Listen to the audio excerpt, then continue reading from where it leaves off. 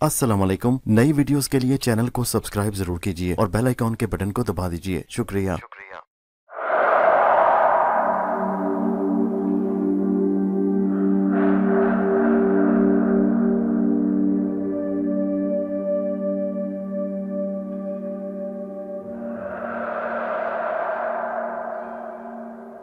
पेश खिदमत है कहानी अंबर नागमारिया की किस्त नंबर 104 पुरस्रार गार की मूर्ति। अंबर जल्दी से मुर्दा शेर की ओट में हो गया। जंगल में कल रात की तरह फिर चांद निकल आया था और गड़े के ऊपर गोल सुराख में चांद की रोशनी दिखाई दे रही थी। चुड़ैल की आवाज के बाद जंगल का सन्नाटा ज्यादा भयानक हो गया था। अंबर सांस रोके चुड़ैल की आवाज दोबारा सुनने का इंतजार कर रहा था। आखिर आवाज फिर बुलंद हुई। इस बार आवाज गड़े के बिल्कुल करीब से आई थी। अंबर बराबर ऊपर की तरफ देख रहा था। अचानक गड़े के सुराख के एक किनारे पर चुड़ैल का डरावना चेहरा नमूदार हुआ। उसके सरकंडों जैसे बाल लटक रहे थे और वो दोनों हाथ गड़े के किनारे पर रखे नीचे अंबर को देख रही थी। एक बार तो अंबर का बदन भी खौफ से ठंडा हो गया। फिर उसने अपने आप को संभाला और रिवॉल्वर की नाली का रुख ऊपर करके चुड़ैल का निशाना बांधा और फायर कर दिया। गोली चुड़ैल की खोपड़ी में से गुजर गई थी क्योंकि चुड़ैल ने एक जोर की चीख मारी और अपना सर पीछे कर लिया। कुछ देर तक जंगल चुड़ैल की चीखों से गूंजता रहा। फिर खामोशी छा गई। ये खामोशी बड़ी भयानक और तकलीफदेह थी। ऐसा लगता था कि अभी कुछ ना कुछ होने वाला है। अंबर की समझ में कुछ नहीं आ रहा था कि वो बाहर किस तरह से निकले। इतने में गड़े के ऊपर से एक तलवार सनसनाती हुई आई और अंबर के सर से टकराकर परे जा गिरी। उसके बाद दूसरी फिर तीसरी तलवार उस पर गिरी। चुड़ैल का सर एक बार फिर नमदार हुआ। चुड़ैल गुर्रा रही थी, सख्त गुस्से में थी। उसने चीख मारकर दोनों हाथ नीचे किए और गड़े में गोया किसी ने आग उंडेल दी। अंबर के चारों तरफ दहकते हुए अंगारे ही अंगारे पड़े थे। शेर की लाश उस आग में जलने लगी थी। अंबर पर आग ने कोई असर नहीं किया। चुड़ैल नीचे देखकर कहकहे लगा रही थी। जब उसने देखा कि उसके शिकार पर आग ने असर नहीं किया तो उसने एक हाथ ऊपर उठाया। उसके हाथ में एक बहुत बड़ा सांप आ गया। उसने दूसरा हाथ ऊपर उठाया, एक सांप और उसके दूसरे हाथ में आ गया। चुड़ैल ने दोनों सांप अंबर के ऊपर गड़े में फेंक दिए। सांप बेहद जहरीले थे और उनके हलक से खौफनाक फुनकारों की आवाजें निकल रही थी। उनके नीचे गिरते ही आग सर्द पड़ गई। सांपों ने अंबर पर हमला कर दिया। एक सांप ने अंबर के माथे पर उछलकर डस दिया। दूसरे ने उसकी गर्दन के गिर्द लिपट कर उसे दबाना शुरू कर दिया। अंबर के लिए हमला कोई हैसियत नहीं रखता था। उसने दोनों सांपों को पकड़कर मसल डाला। सांप मर गए। चुड़ैल ने अपने सांपों का यह हशर देखा तो गड़े के इर्द गिर्द पागलों की तरह चीखने और चक्कर लगाने लगी। फिर उसने एक बहुत बड़ा पत्थर उठाकर अंबर पर फेंक दिया। पत्थर अंबर के सर पर आकर लगा।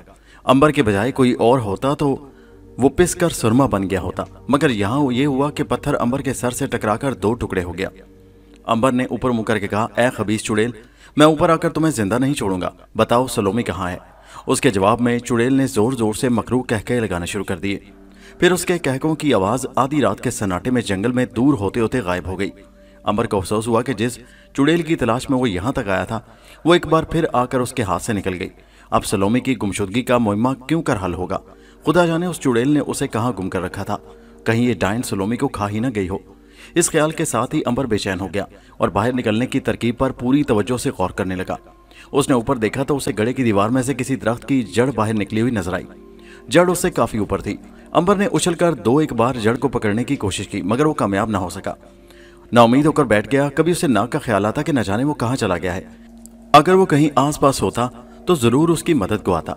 फिर उसे सलोमी का ख्याल आया कि खुदा जाने वो कहाँ गुम हो गई है। इसी तरह सोचते सोचते काफी देर हो गई। अंबर ने महसूस किया कि गड़े के अंदर जो चांद की हल्की हल्की रोशनी आ रही थी वो गायब हो गई है। उसने ऊपर गड़े के गोल सुराख की तरफ देखा। वहां भी चांदनी नहीं थी। उसकी जगह हल्का हल्का अंधेरा छा गया था।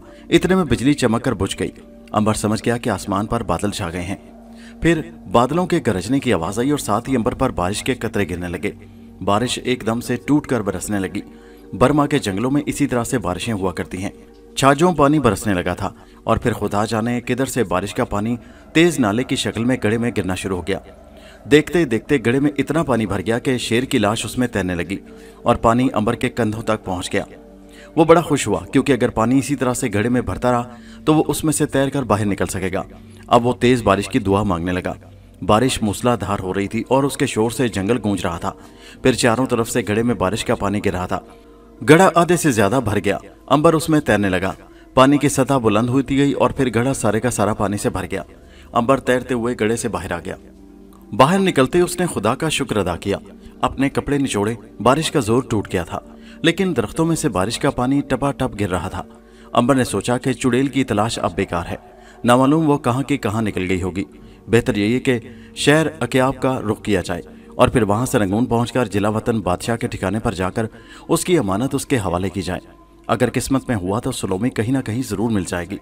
फिर उसे यह भी ख्याल था कि नाग रंगून जरूर पहुंचेगा।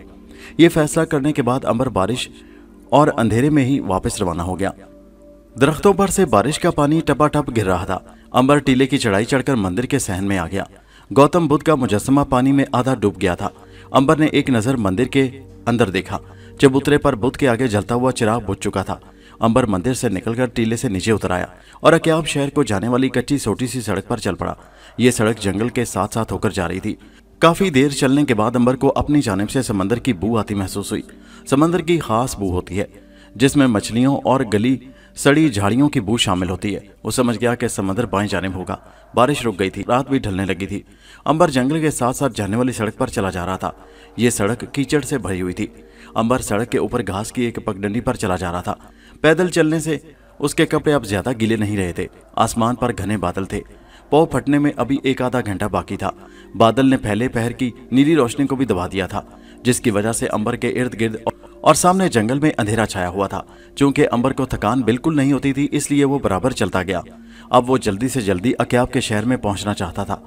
सड़क एक जगह मुड़ गई। सामने बड़ी ऊंची चट्टान आ गई जिस पर सब्ज रंग की बेलें चढ़ी हुई थी। नीचे उसकी पथरीली दीवार के साथ एक तेज बरसाती नदी बह रही थी जिसका हल्का हल्का शोर उठ रहा था। अंबर को नदी में से गुजरना था। उसका पानी बहुत तेज था। अंबर नदी के पानी में उतर गया। पानी उसके घुटनों तक आ गया। ये इस कदर तेज था कि अगर अंबर की जगह कोई बहुत बड़ा दरख्त भी होता तो पानी उसे तिनके की तरह बहा कर ले जाता। मगर अंबर चट्टान से भी ज्यादा ताकत वाला था। पानी अंबर के जिस्म से पूरी ताकत के साथ टकराता और फट कर आगे निकल जाता। अंबर नदी के पार उतर गया।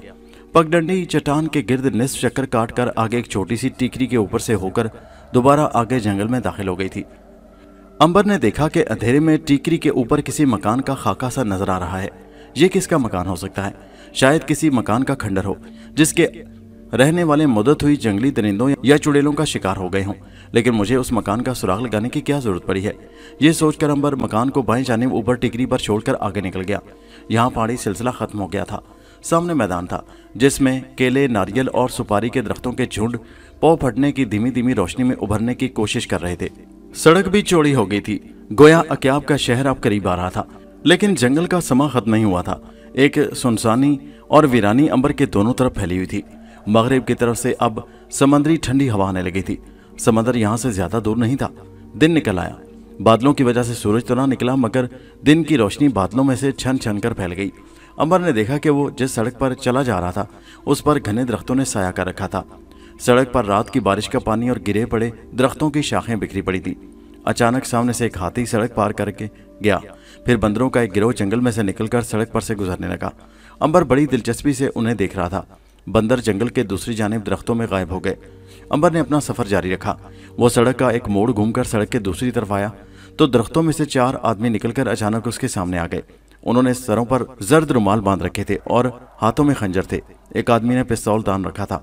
ये बर्मी डाकू थे जो बर्मा के जंगलों में अक्सर निहत्थे मुसाफिरों को लूट कर हिलाक कर दिया करते थे। अंबर जब रंगून में रहा करता था तो उसने उन डाकुओं के बारे में बहुत कुछ सुना था। वो आपस में बर्मी जुबान में बातें कर रहे थे। उन्होंने अंबर के गिर्द घेरा डाल लिया। जिस डाकू के हाथ में पिस्तौल था माफ करें, वो अंबर की तरफ पिस्तौल की नाली का मुंह करके टूटी फूटी उर्दू जुबान में बोला, तुम्हारी जेब में जो है निकाल दो।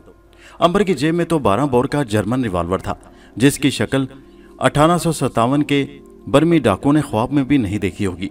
अंबर ने जेब से रिवॉल्वर निकालकर सीधा फायर कर दिया। गोली पिस्तौल वाले डाकू के हलक में जाकर लगी और उसे तड़पता हुआ जमीन पर छोड़कर पीछे दरख्त के तने में जाकर घुस गई। अपने साथी की लाश देखकर बाकी तीनों डाकुओं ने अंबर पर खंजरों से हमला कर दिया। ये उनकी बड़ी बहादुरी थी, वरना उनकी जगह कोई और होता तो भाग जाता। अंबर के लिए उनका हमला कोई हैसियत नहीं रखता था। उसने अपना रिवॉल्वर जेब में डाल लिया और अपनी गर्दन, कमर और टांगों पर खंजरों के वार करते डाकुओं में से एक को बाजुओं से पकड़कर जरा सा झटका दिया। अंबर के वो कदमों पर औंधे मुंह आन गिरा। उसकी गर्दन पर अंबर ने पांव रखकर उसे चिमटी की तरह मसल दिया। दूसरे को गर्दन से पकड़कर ऊपर को जोर से उछाला तो वो ऊपर घने दरख्तों की शाखों में जाकर उल्टा लटक गया। चौथा वहां से दुम दबाकर भाग गया। अंबर ने डाकुओं के सरदार की थैली उठाकर खोली तो उसमें कुछ नकदी थी। अंबर ने यह सोचकर जेब में रख ली कि रंगून में काम आएगी। दोपहर के वक्त अंबर अकियाब पहुंच गया। उस जमाने का ये एक छोटा सा मगर पुरौनक शहर था। दो सड़कें शहर के बीच में से एक दूसरे को काटती हुई गुजरती थीं। दुकानों पर फल, पुराने कपड़े, आटा, चावल और पान बिक रहे थे। बादलों की वजह से मौसम में हबस हो रहा था। अंबर एक सराय में जाकर उतर गया। यहाँ उसने नहा धोकर बाजार से खरीदे हुए दूसरे कपड़े पहने, खाना खाया और कुछ देर आराम किया। शाम को बाजार में रौनक हो गई। दुकानों पर चिराग जल उठे, मगर ये सारी रौनक रात 8 बजे तक ही रही। उसके बाद वहां वीरानी छा गई। अंबर भी वापस सराय में आ गया। उसने अपना रिवॉल्वर जेब में ही रखा हुआ था। मुगलिया शाही हार भी उसकी जैकेट की अंदरूनी जेब में था। अक्याब से एक भाप से चलने वाला स्टीमर सुबह सवेरे रंगून को जाता था। अंबर उसी स्टीमर में रंगून जा रहा था। रात उसने सराय में बसर करना थी। रात 10-11 बजे तक अपनी सराय की कोठरी में खिड़की के पास चिराग जलाए बैठा रंगून शहर का नक्शा देखता रहा। वो इस शहर में 50 बरस पहले आया था। अब भी शहर वैसा ही था, मगर थोड़ा तब्दील हो गया था। पहले बादमानी जहाज चलते थे और अब नया नया कोयले से चलने वाला इंजन दरियाफ्त हुआ था और रंगून की बंदरगाह पर धुआं उगलते जहाज आकर लंगर डालते थे। दूसरे रोज अंबर मुंह अंधेरे उठा और अक्याब की छोटी सी बंदरगाह पर आ गया। एक छोटा सा स्टीमर किनारे के साथ लगा हुआ था, जिस पर मुसाफिर सवार हो रहे थे। अंबर भी उसमें चढ़ गया और अरशे के जंगले के पास बिछी हुई कुर्सी पर जाकर बैठ गया। जब स्टीमर रंगून जाने वाले मुसाफिरों से खचाखच भर गया तो उसने भारी और भद्दी विसल दी और फिर जबरदस्त गिड़गिड़ाहट के साथ वो समंदर में अपनी मंजिल की तरफ रवाना हो गया। रंगून वहां से ज्यादा दूर नहीं था, मगर आज से 100 बरस पहले समुद्री जहाजों की रफ्तार बहुत सुस्त हुआ करती थी। स्टीमर सारा दिन और सारी रात समंदर में मेंढक की तरह तैरता रहा। दूसरे रोज शाम को जाकर कहीं रंगून के दरिया एरावती में दाखिल हुआ। समंदर का पानी पीछे रह गया। एरावती दरिया रंगून शहर के बाहर बहता है और उसे के किनारे पर रंगून की मशहूर बंदरगाह बनी हुई है। आज से 100 बरस पहले भी ये बंदरगाह बड़ी रौनक वाली थी, क्योंकि जावा सुमात्रा के गर्म मसाले और रेशमी कपड़ा लेकर लंदन जाने वाले जहाज इसी बंदरगाह से होकर गुजरा करते थे। हिंदुस्तान के साथ ही साथ इस मुल्क में भी अंग्रेजों ने अपनी साजिशें फैला रखी थी और आधे मुल्क पर उनका कब्जा हो चुका था। यही वजह थी कि आखिरी मुगल बादशाह को उन्होंने रंगून में ही जिलावतन किया। रात अंबर ने रंगून को एक सराय में बसर की। सारी रात यहाँ भी बादल छाए रहे और थोड़ी थोड़ी देर बाद बारिश होती रही। सुबह उठकर अंबर ने सराय की खिड़की में से बाहर झांका। बारिश रुकी हुई थी, मगर बादलों से आसमान भरा हुआ था। बर्मी औरतें अपने रंग बिरंगे लिबासों में बाजार में चल फिर रही थी। खाने पीने की दुकानों पर गर्म गर्म चाय और बुनी हुई मछली खूब बिक रही थी। ये लोग चावल और मछली के बड़े शौकीन होते हैं। मछली का अचार तो इनकी मन भाती गजा है। अंबर ने बातों ही बातों में सराय के मालिक से बर्मी जुबान में पूछा, बहादुर शाह जफर को रंगून में किस जगह अंग्रेजों ने जिला वतन कर रखा है? सराय वाला बर्मी उधेड़ उम्र का बूढ़ा था। पहले तो उसने उससे पूछा, तुम बर्मी कैसे जानते हो? अंबर ने कहा, मैं छोटा सा था जब अपने बाप के साथ रंगून में रहा करता था। मेरे बाप यहाँ कोयले की दुकान में ठेकेदारी करता था। फिर हम लोग हिंदुस्तान चले गए और मेरा बाप मुगल दरबार में मुलाजिम हो गया। गदर के बाद वो शहीद हो गया। उसने मरते हुए मुझे कहा था कि बादशाह को रंगून जिला वतन कर दिया गया है। रंगून जाकर तुम बादशाह को मेरा आखिरी सलाम जरूर पहुंचा देना। बस मैं अपने बाप की आखिरी वसीयत पूरी करने यहाँ आया हूँ। सराय का मालिक अंबर की बर्मी जुबान से बड़ा खुश हुआ। उसने कहा, यहाँ तुम्हें कोई नहीं बताएगा कि बादशाह को कहाँ जिला वतन किया गया है, क्योंकि लोग अंग्रेज से डरते हैं। लेकिन तुम मेरे बर्मी दोस्त हो, इसलिए मैं तुम्हें बताता हूँ। बादशाह बहादुर शाह जफर यहाँ से 150 मील के फासले पर चालदा नाम के एक पहाड़ी गांव में कैद है। तुम बैलगाड़ी में ही वहां पहुंच सकते हो। इससे ज्यादा मैं तुम्हें कुछ नहीं बता सकता। अंबर ने कहा, शुक्रिया मेरे दोस्त, मुझे इतनी ही मालूमात चाहिए थी। जिस वक्त सराय वाला अंबर को ये मालूमात दे रहा था, ठीक उसी वक्त एक पुरस्रार सा बर्मी आदमी लकड़ी की पुरानी कुर्सी पर बैठा सिगार पीते हुए ये बातें बड़े गौर से सुन रहा था। उस आदमी के सर पर जामनी रंग का रुमाल बंधा हुआ था और कमर के गिर्द उसी रंग की बर्मी लुंगी कसकर बांधी हुई थी। उसी रोज दोपहर के वक्त अंबर जब रंगून से चालदा गांव की जानिब बैलगाड़ी पर रवाना हुआ, तो वो भी रंगून के एक दरिया किनारे वाली बस्ती से घोड़े पर सवार होकर एक तरफ रवाना हो गया। अब जरूरी मालूम होता है कि जरा नाग का भी हाल मालूम करे। नाग बहरी डाकुओं के अगवा किए हुए बादमानी जहाज में रंगून की तरफ खुले समंदरों में सफर कर रहा था। वो 2 रातें 1 दिन और उसने समंदर में गुजार दिए। जिस वक्त अंबर अक्याब पहुंचा, उस रोज समंदर में बड़ा भयानक तूफान आ गया। तूफान रात भर से शुरू था, मगर दिन निकलते ही उसकी शिद्दत बढ़ गई और लहरें कहर बनकर जहाज से टक्करें मारने लगी। नाग डेक पर आकर जहाज को काबू में रखने की कोशिश करने लगा। उसने बादमान लपेट दिए, मगर तूफान था कि रुकने का नाम ही नहीं लेता था। बड़ी बड़ी मौजें लकड़ी के जहाज को एक खिलौने की तरह समंदर में उछाल रही थी। जहाज में सारा पानी भर गया। नाग ने यह हालत देखी तो उसे अंदाजा हो गया कि जहाज कोई पल का मेहमान है। एक पहाड़ जैसी लहर जोर से गजबनाक होकर आई और जहाज से इतनी जोर से टक्कर मारी कि उसका मस्तूल टूटकर डेक पर गिर पड़ा और उसके गिरने से डेक में गहरा शिगाफ पड़ गया। नाग ने यह हालत देखी तो फौरन कबूतर बनकर जहाज की सबसे ऊपर वाली तिकोनी छत के बांस पर बैठ गया। उस बांस के साथ बहरी डाकुओं का खोपड़ी वाला काला झंडा लगा था। झंडा समंदरी तेज हवाओं में बड़ी जोर से फड़फड़ा रहा था। आखिर वही हुआ जिसका नाग को डर था। एक ऐसी लहर आई कि जिसने जहाज से टकराकर उसे दो टुकड़े कर दिया। नाग बांस पर से उड़ गया। जहाज के दोनों टुकड़े देखते देखते तूफानी लहरों में डूब गए। अब वहां सिवाय झाग उड़ाती तूफानी मौजों के और कुछ नहीं था। नाग को अफसोस हुआ कि ऐसा आरामदेह जहाज तूफान की नजर हो गया। बहरहाल वो कुछ कर नहीं सकता था, और जहाज भी तो डाकुओं का था। उसने एक ना एक दिन तो गर्क होना ही था, क्योंकि जुल्म और नाइंसाफी से कमाई हुई दौलत और बनाई हुई जायदाद एक ना एक दिन जरूर तबाह बर्बाद हो जाती है। नाग ने अंदाजे के मुताबिक रंगून की तरफ उड़ना शुरू कर दिया। उसने एक काम यह किया कि फजा में बहुत बुलंदी पर चला गया। यहां से उसने जनूब की तरफ देखा तो दूर उसे जमीन की स्याह लकीर दिखाई दी। इतनी बुलंदी पर आने का यही फायदा हुआ था कि नाग को जमीन नजर आ गई थी। ये वो दिन था कि जिसकी शाम को अंबर का स्टीमर रंगून की बंदरगाह पर पहुंचा था। नाग जमीन की स्याह लकीर की तरफ उड़ने लगा। आहिस्ता आहिस्ता स्याह लकीर दरख्तों के झुंडों में तब्दील होने लगी। फिर साहिल आ गया, जमीन आ गई। समंदर एक दरिया में सिमट आया। उस दरिया को देखकर नाग को यकीन हो गया कि यह दरियाए एरावती है और यह मुल्क बर्मा है, जिसके मशहूर शहर रंगून उसे पहुंचना था ताकि वहां अंबर से मिल सके। नाग उड़ते उड़ते एक शहर के ऊपर आ गया। उसने नीचे देखा, दरिया के किनारे एक गुंजान शहर आबाद था। बंदरगाह में जहाज खड़े थे, उनमें कुछ बादवानों वाले थे और कुछ धुआं छोड़ने वाले। नाग पहली बार रंगून को देख रहा था। उसे यकीन था कि यही रंगून शहर है।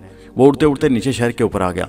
फिर वो शहर से बाहर एक बाग में उतर गया, जहां झीलों में कमल के सफेद सफेद फूल खिले हुए थे। नाग ने दरख्तों के ऊपर गोल दायरे में एक चक्कर लगाया, फिर एक झील के किनारे उगी घास पर उतराया। वो कबूतर से इंसान बनने वाला था। उसने दाएं बाएं देखा। वो नहीं चाहता था कि कोई उसे कबूतर से इंसान बनते देखे। बाग वीरान वीरान सा था। आज से 100 बरस पहले आबादी इतनी ज्यादा कहाँ हुआ करती थी। फासले फासले पर इंसान दिखाई देते थे। आजकल की तरह नहीं कि एक दूसरे के ऊपर चढ़े हुए हैं। नाग भी एक सेकंड से कम अरसे में कबूतर से इंसान बन गया। बस उसने अपने दिल में इंसान का ख्याल ही करना होता है कि अपनी इंसानी शक्ल में आ जाता है। इंसान की शक्ल में आने के बाद नाग शहर की तरफ चल दिया। वो अंबर का सुराग लगाना चाहता था कि वो रंगून पहुंचा है कि नहीं। उसके लिए बेहतरीन जरिया यही था कि वो बंदरगाह के करीब की सरायों में पता करे। नाग बंदरगाह के आसपास की सरायों में अंबर के बारे में मालूमात हासिल करने लगा। मुसीबत यह थी कि अंबर जिस सराय में ठहरा था, उसका मालिक उसी रोज रंगून से 200 मील दूर भामू चला गया था। नाग को किसी भी सराय में से अंबर के बारे में कुछ भी मालूम ना हो सका। वो सोचने लगा कि अंबर को कहाँ तलाश किया जाए। फिर उसे ख्याल आया कि अंबर को जिला वतन बादशाह के पास शाही हार देने जाना था। वो जरूर उधर ही गया होगा। अब ये मालूम करना बाकी था कि जिला वतन बादशाह किस इलाके में कैद है। वहां अंग्रेजों के डर के मारे कोई जुबान से एक लफ्ज नहीं निकालता था। सारा दिन नाग शहर के मुख्तलिफ हिस्सों और इलाकों में घूमता फिरा। किसी ने उसे कुछ ना बताया। आखिर तंग आकर वो शहर के तिजारती इलाके की एक मस्जिद में आ गया। उसका ख्याल था कि शायद यहाँ का कोई मुसलमान उसकी रहनुमाई कर सके, क्योंकि मुसलमानों को यकीनन जिला वतन बादशाह से हमदर्दी होगी और उन्हें मालूम होगा कि वो कहाँ पर कैद है। ये मस्जिद शहर के गुंजान इलाके में आबाद थी। मुसलमान मगरिब की नमाज पढ़कर बाहर निकल रहे थे।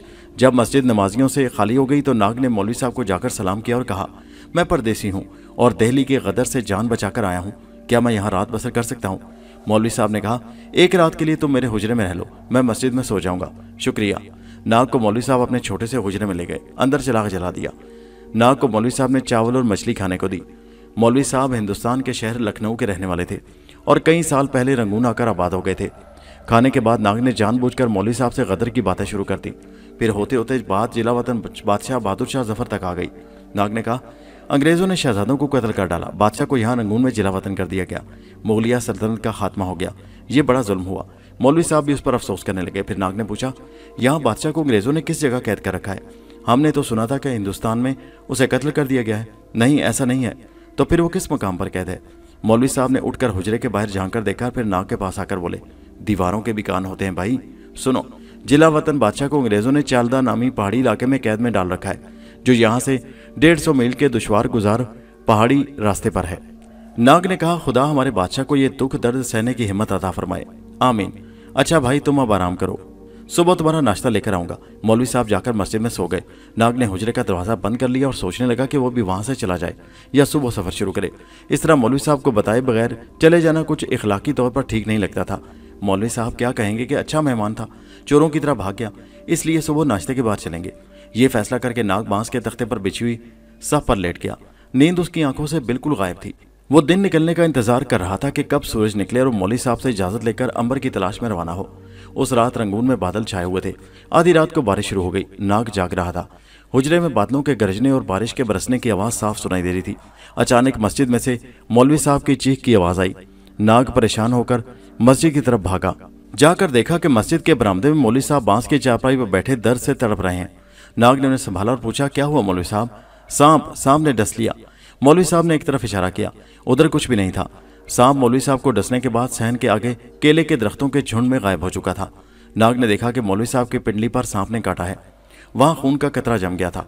नाग ने चिराग की रोशनी में देखा कि खून का रंग काला पड़ गया था, जिसका मतलब ये था कि सांप बेहद जहरीला था और जहर को सारे जिस्म से निकालने के लिए सांप को वापस बुलाना जरूरी था। मौलवी साहब पर गशीदारी हो रही थी। जहर अपना काम तेजी से कर रहा था। नाग ने जिधर सांप गया था उधर मुंह करके एक हल्की सी फूंक मारी और सांप की जुबान में एक लफ्ज मुंह से निकाला जो लंबी सीटी की शक्ल में था। मौलवी साहब नीम बेहोश थे और बार बार सर मार रहे थे और कह रहे थे, खुदा हाफिज। सांप ने मार डाला। नाग केलों के झुंड की तरफ टिकटिकी बांधे देख रहा था। फौरन वहां सफेद और जर्द रंग का एक लंबा सांप नमोदार हुआ। नाग ने देखा कि वो इस इलाके का सबसे जहरीला सांप था और एक तरह से सांपों का बादशाह था। सफेद सांप मस्जिद के सहन में रेंगता हुआ नाग के सामने अजीम देवता को इंसानी शक्ल में देखा तो उसका रंग फाक हो गया। नाग ने मौलवी साहब की तरफ इशारा किया, जहर वापस लो। सफेद सांप कुंडली मारे बड़े अदब से बैठा था। उसने सर झुकाकर कहा, जो हुक्म अजीम देवता, और रेंगता हुआ मौलवी साहब की चारपाई पर पहुंचा। उस वक्त तक मौलवी साहब पूरी तरह बेहोश हो चुके थे। उनका बदन साकित हो गया था।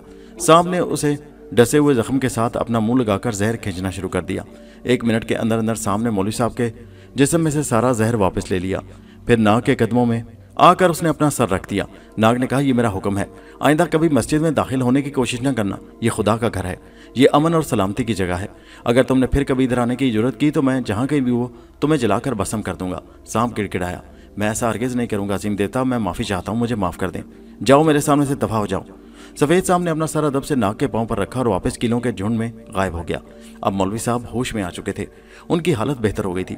नाग को देखकर बोले, मैं अच्छा हो गया हूँ, तुमने तो कमाल कर दिया भाई। नाग ने कहा, मेरे पास इत्तेफाक से एक मरहम रखा था, बस उसे आपके जख्म पर लगाया और आपको आराम आ गया। मैं किस जुबान से तुम्हारा शुक्रिया अदा करूं भाई। शुक्रिया की जरूरत नहीं मौलवी साहब, अब आप आराम करें। मौलवी साहब ने कुछ देर बाद कहा, लेकिन मुझे अभी ऐसा लगा जैसे किसी सांप ने मेरी पिंडली के साथ अपना मुंह लगाया हुआ था। क्या यह दुरुस्त है भाई? नाग ने सर हिलाकर कहा, भला ये कैसे हो सकता है? नहीं, आपका वहम है। सांप अब इधर कभी नहीं आएगा, आप सो जाएं। नाग वापस अपने हुजरे में आ गया। थोड़ी देर बाद सुबह हो गई। बारिश थम चुकी थी। नाग ने उठकर मुंह हाथ धोया। मौलवी साहब भी आ गए, बिल्कुल सेहतमंद हो गए थे। उन्होंने एक बार फिर नाग का शुक्रिया अदा किया। दोनों ने साथ बैठकर नाश्ता किया। मौलवी साहब ने कहा, भाई अगर तुम मुझे वो मरहम दे दो तो किसी दूसरे के काम आ सकेगी, क्योंकि बरसात में यहाँ सांप बहुत होते हैं। नाग के पास मरहम कहाँ थी भला? कहने लगा, वो तो बस थोड़ी सी रह गई थी जो खत्म हो गई। फिर कभी इधर आया तो आपके लिए लेता आऊँगा। नाश्ते से फारिग होकर नाग ने मौलवी साहब से इजाज़त ली और मस्जिद से निकलकर शहर के बाजारों में आ गया। मौलवी साहब से उसने बातों ही बातों में सब कुछ पूछ लिया था कि चालदा पहाड़ी इलाके में जानने के लिए उसे शहर के किस कोने से सफ़र शुरू करना होगा। नाग रंगून शहर के जनूबी इलाके में आ गया, जहाँ बड़े कुशादा कुदरती बाग और झीलें थीं। उन झीलों में कमल के फूल खिले हुए थे। उस जमाने में ना बिजली थी ना रेलगाड़ी। लोग घोड़ों और बैलगाड़ियों पर सफ़र करते थे। नाग को किसी बैलगाड़ी की ज़रूरत ही नहीं थी। वो तो उड़कर अपनी मंजिल पर पहुंच सकता था। अभी वो कबूतर बनकर उड़ने की तैयारियां ही कर रहा था कि पीछे से उसे एक बंद बग्गी आती नजर आई। नाग कच्ची सड़क पर से एक तरफ हटकर खड़ा हो गया कि ये बग्गी गुजर जाए तो वो उड़ना शुरू करे। बग्गी के आगे स्याह रंग के 2 ताकतवर घोड़े जुते हुए थे। ऊपर वाली सीट पर एक आदमी बैठा हुआ था, जिसके कंधों पर काला कपड़ा था जो हवा से उड़ रहा था। सर पर काला रुमाल बंधा था। ये बड़ा पुरस्कार शक्लो सूरत का आदमी था। बग्गी की खिड़कियां बंद थी और पर्दे गिरे हुए थे। बग्गी बड़ी तेजी से उसके सामने से गुजर गई। नाग के दिल में यूं ही ख्याल आया कि ये किस किस्म की पुरानी सी बग्गी है कि चारों तरफ से बंद है और कोचवान भी बड़ा डरा डरा सा लग रहा है। नाग ने सोचा कि बग्गी भी उसी तरफ जा रही है जिस तरफ उसे जाना है, तो क्यों ना उसका पीछा किया जाए। नाग एक झाड़ी की ओट में आ गया। उसने आंखें बंद करके गहरा सांस लिया और कबूतर बन गया और फुर करके हवा में उड़ारी मारकर दरख्तों के ऊपर आ गया और उसने अपनी मंजिल की तरफ उड़ना शुरू कर दिया। बग्गी इतनी देर में काफ़ी दूर निकल चुकी थी। नाग भी उड़ते उड़ते बग्गी के ऊपर आ गया और उसके साथ साथ उड़ने लगा। ये सड़क पहाड़ी जंगल के दरमियान से होकर जाती थी। उसके दोनों तरफ छोटी छोटी पहाड़ियाँ थीं जिन पर घने दरख्त और झाड़ियाँ उगी हुई थी। रात भर की बारिश की वजह से सड़क पर कीचड़ था। कई जगहों पर पानी जमा था। बग्गी के घोड़े तेज से पानी और कीचड़ के छींटे उड़ाते भागे जा रहे थे। नाग ने सोचा कि इस बग्गी में कौन सवार है और ये कहाँ जा रही है। बहरहाल नाग ने अपना सफर जारी रखा। उधर अंबर भी बैलगाड़ी में सफर करते करते सुबह के वक्त चालदा के पहाड़ी इलाके में पहुंच गया। वहां पहुंचकर उसने बैलगाड़ी वाले को रुखसत कर दिया। वो जिला वतन बादशाह की रिहाइश गाह तक अकेला जाना चाहता था। इतना उसने पता कर लिया था कि बादशाह को अंग्रेजों ने एक पहाड़ी के ऊपर पुराने मकान में कैद कर रखा है। ये पहाड़ी वहां से दूर थी और वो बैलगाड़ी वहां नहीं जा सकती थी। चढ़ाई अंबर ने पैदल ही तय करना थी। वो अभी अभी फटी थी और जंगल और पहाड़ियों पर अभी हल्का अंधेरा छाया हुआ था। अंबर पहाड़ी रास्ते से ऊपर चढ़ने लगा। झाड़ियाँ काफ़ी ऊंची ऊंची थीं। बारिश की वजह से ज़मीन गीली थी। उसी पहाड़ी की चोटी पर वो मकान था जहां बादशाह कैद था। अंबर ऊपर ही चढ़ता चला जा रहा था कि अचानक उसे किसी ने जकड़ लिया, साथ ही लोहे का तार उसकी गर्दन में डाल दिया और किसी ने बल देने शुरू कर दिए। ये वो डाकू थे जो पहाड़ी के नीचे से उसके पीछे लग गए थे। उन्हें बैलगाड़ी वालों ने बताया था कि एक नौजवान कोई बड़ी कीमती शै लेकर कैदी बादशाह के पास जा रहा है। अंबर ने अपनी गर्दन छुड़ाने की बिल्कुल कोशिश न की। गर्दन पीछे मोड़कर घुमाकर देखा। सुबह की हल्की हल्की रोशनी में उसे दो डाकू दिखाई दिए। एक उसकी गर्दन पर झुका हुआ था और दूसरा तलवार निकाले पास खड़ा अपने साथी को बर्मी जुबान में कह रहा था, मारते क्यों नहीं, और बल दो, इसकी गर्दन काट डालो। उसके साथी ने कहा, तार गर्दन में नहीं जा रहा, मेरा हाथ शल हो गया है।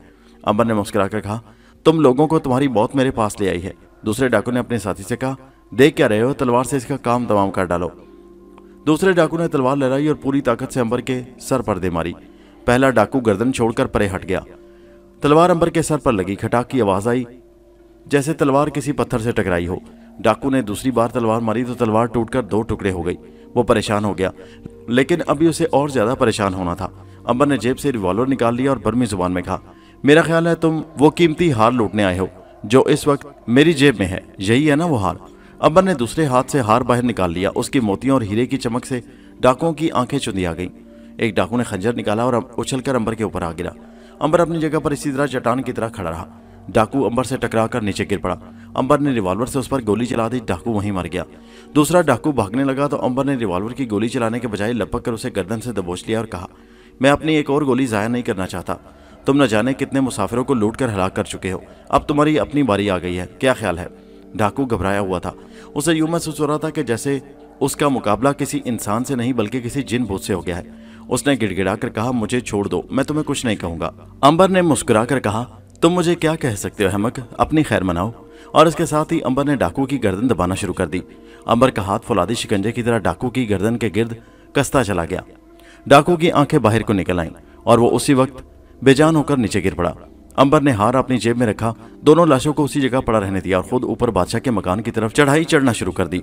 मकान की ढलानी सुरक्षा अब उसे दिखाई दे रही थी। जिलावतन बादशाह कोठली में कैदी बना एक पुरानी चारपाई पर लेटा था। उसकी जवां साल मलका जीनत साथ वाली चारपाई पर बैठी हुई थी। उनके चेहरों पर उदासी और मायूसी थी। कहाँ तख्तो ताज और शाही महल की रंगीनियां और कहाँ पहाड़ी के ऊपर बेकसी की कैद। दोनों खामोश थे। बादशाह बेहद कमजोर और बूढ़ा हो गया था। जीनत महल का चेहरा भी वीरान वीरान था और रंगत जर्द हो गई थी। यहाँ उन्हें खाने को सिवाय चावल और गंदी सब्जियों के शोरबे के और कुछ न मिलता था। ये एक पुरानी फौजी बैरक थी जिसके एक कमरे में बादशाह और उसकी मलका कैद थी। दरवाजे और खिड़की पर लोहे की सुलाखों वाले जंगले चढ़ा दिए गए थे और साथ ही छोटी सी कोठली में 2 अंग्रेज फौजी पहरेदार रहते थे। उनमें से हर एक बारी बारी कैदी बादशाह की कोठली के बाहर पहरा देता था। उस वक्त दोनों अंग्रेज फौजी अपनी बैरक में खड़े खिड़की के पास बैठे नाश्ता कर रहे थे और अपनी किस्मत को कोस रहे थे कि उन्हें इस कदर तकलीफ देने वाली ड्यूटी मिल गई है। खुदा जाने वहां से उन्हें कब छुटकारा नसीब हो।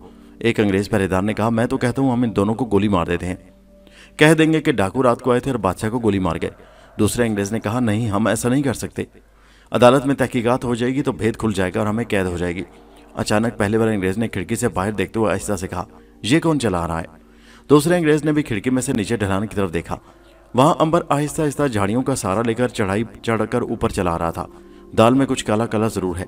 इस आदमी की शक्ल बर्मीज नहीं हिंदुस्तानियों जैसी है। जरूर ये दिल्ली से कोई खास पैगाम लेकर बादशाह के पास आया है। दूसरा बोला, हो सकता है ये बादशाह को कैसे छुड़ाने आया हो। अगर ये अपने मिशन में कामयाब हो गया तो हमें फांसी मिल जाएगी, इसे खत्म कर देते हैं। जरा ठहरो, इसे ऊपर तो आ लेने दो, हम छुप जाते हैं। ठीक है, बादशाह की कोठली के पीछे आ जाओ। दोनों अंग्रेज फौजी बादशाह की कोठली के पीछे आकर छुप गए। यहाँ वो बांस की दीवार की दर्ज में से अंदर का सारा मंजर देख सकते थे।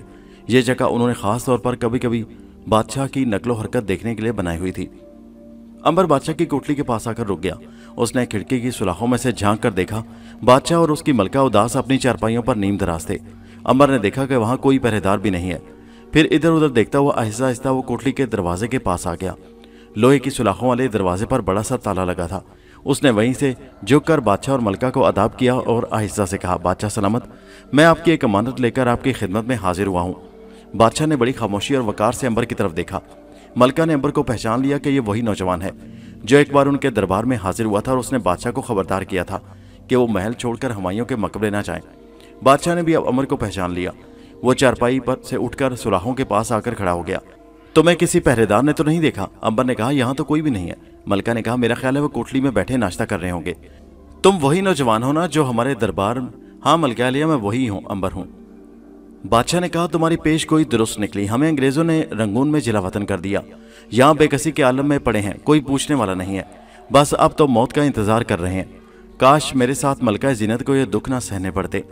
मलका आलिया ने बादशाह का हाथ थाम कर कहा, बादशाह सलामत, किस्मत में जो लिखा वो होकर रहता है। मुझे कम से कम ये तो तसल्ली है कि आप मेरे पास हैं, मेरे साथ हैं। बादशाह ने अंबर की तरफ उदास और आंसुओं भरी आंखें उठाकर कहा, तुम किस अमानत का जिक्र कर रहे थे अंबर?